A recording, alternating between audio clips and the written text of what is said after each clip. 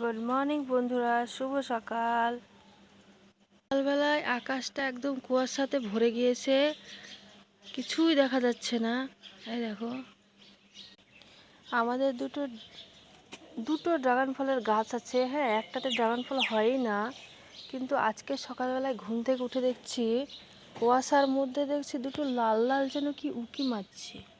এই দেখো, এই দেখো উঁকি মারছে, দেখো লাল হয়নি, হালকা হালকা লাল হয়েছে, একটা দুটো।